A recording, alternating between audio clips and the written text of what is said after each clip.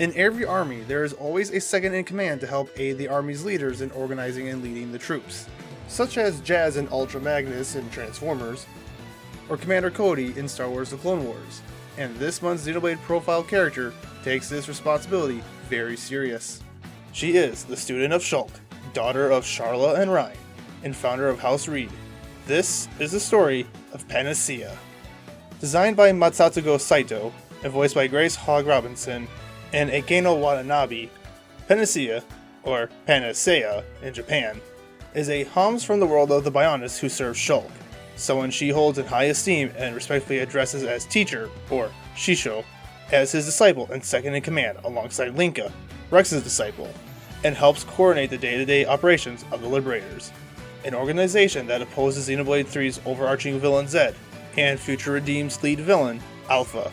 She carries herself with an unwavering resolve and a genuine personality that reveal her honesty and absence of ulterior motives, which is shown in her loyalty towards Shulk, and her unwavering commitment to fulfilling his orders.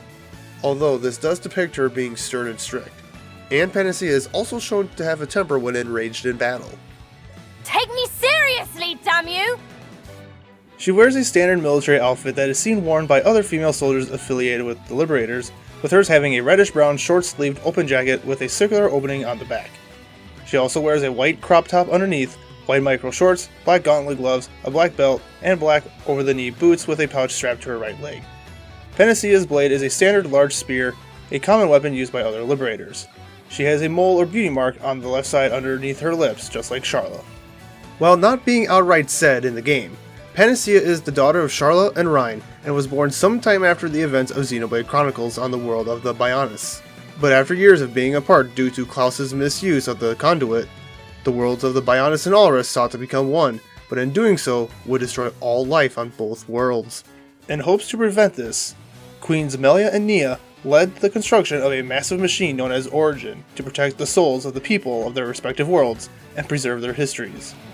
But at the moment when the worlds would collide, the combined fear and wish for stability of the people of the Bionis and Ulrus resulted in the creation of the cold and diabolical Zed, who would use Origin to freeze time and create the world of Ionios.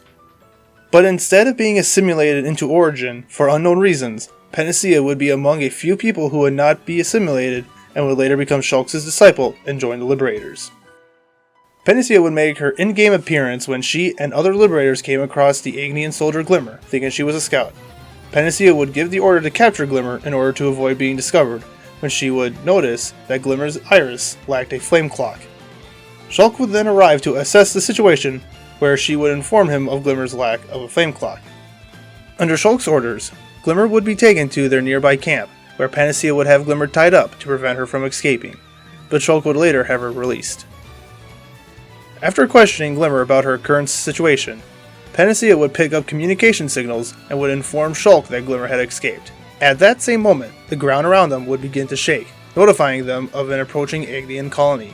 Knowing that Glimmer would be killed on sight for not being connected to a flame clock, Shulk would have Panacea awaken the rest of their troops for battle, and join Shulk in fighting against Consul W, alongside Matthew, A, Nicole, Rex, and Linka. After defeating the Council, the Liberators would take Matthew, A, Nicole, and Glimmer to Colony 9. Once there, Panacea would show them around the colony, and both her and Linka would ask the party if they would be willing to help with tasks that needed to be done around. With Panacea taking a prominent role in the side quest mission, Instructor Panacea, where it is shown that Panacea is in charge of training new recruits for the Liberators, and displaying that while she may be strict, she does have a caring side. With Shulk noting how much she acts like her parents, and that she would make an excellent leader someday. Even going so far as asking Matthew to support her if that time ever came. Sometime later, the party would be informed of a distress signal coming from Ragul Lake on the Ragmos Desolation, which the party would go to investigate. After the party's encounter with Matthew's sister Niall and Alpha, Rex and Shulk would explain to Nicole, Glimmer, and Matthew about the history of their original worlds, and how Ionios came into being.